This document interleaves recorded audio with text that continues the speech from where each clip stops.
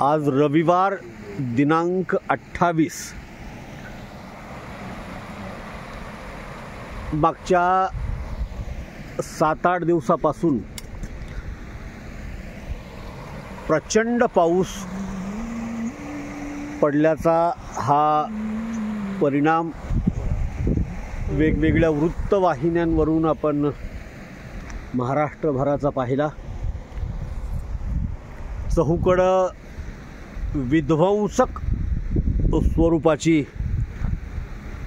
पाण्यानं गाठलेली पातळी पाहिल्यानंतर खूप जणांनी पावसावरती प्रचंड राग वैताग व्यक्त केला।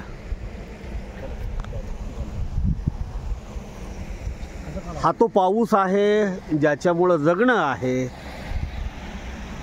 हाच तो पाऊस आहे ज्याच्यामुळे सृष्टीला सुंदरता आहे, हाच तो पाऊस आहे ज्याच्यामुळे अन्नधान्य उगवतं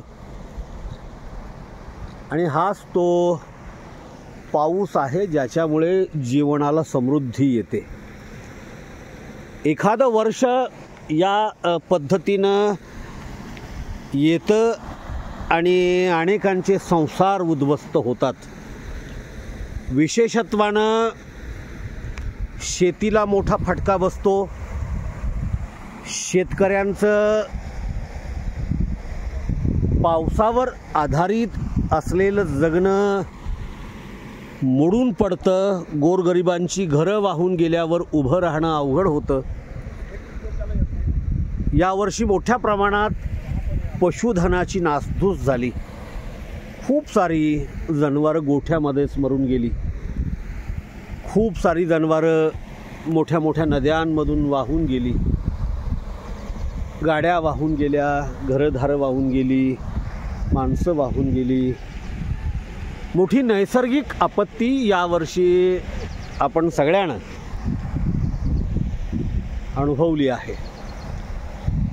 मागच्या वर्षी या निसर्गाच्या विलोभनीय दृश्यांचा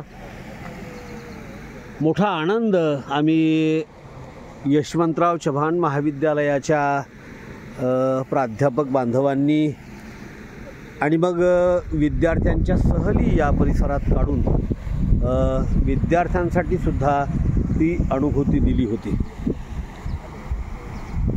यावर्षी सलग 8-10 रविवार घराच्या बाहेर पडता आलं नाही। पाऊस हे त्यातलं मोठं कारण। अजून छोटी मोठी कारणं ज्यामुळं या निसर्गाचा आनंद, निसर्गाचं विलोभनीय दृश्य, निसर्गाचं विध्वंसक दृश्य जे म्हणायचं ते म्हणा, ते पाहता आलं होतं। परंतु आज थोडासा अवकाश मिळाला। 4 सन्मित्र या परिसरात येऊ घातले आणि आम्ही आलो। सकाळच्या सुंदर प्रहरी परिसर फिरतो आहोत, पाहतो आहोत की शेततळ्याच्या नैसर्गिक तळ्याची अतिशय सुंदर साईट मोरेवाडीच्या मोरे साहेबांची आहे। या परिसरामध्ये हे छत्री धरलेले डॉक्टर अनंत मरकाळे, त्यांच्या बाजूला डॉक्टर हिरामन पुजदेकर आणि ही विलोभनीय दृश्य कॅमेऱ्यामध्ये फोटोच्या शूटच्या माध्यमातून घेत असलेले डॉक्टर दिलीप भिसे आणि माझा आवाज आपल्यापर्यंत पोहोचतो आहे डॉक्टर मुकुंद राजपंखे। मी हा कॅमेरा डॉक्टर अनंत मरकाळे यांच्याकडे देतो। जरा या विलोभनीय दृश्यांसोबत मीही या परिसर पर्यटनामध्ये सहभागी होतो। धन्यवाद सर।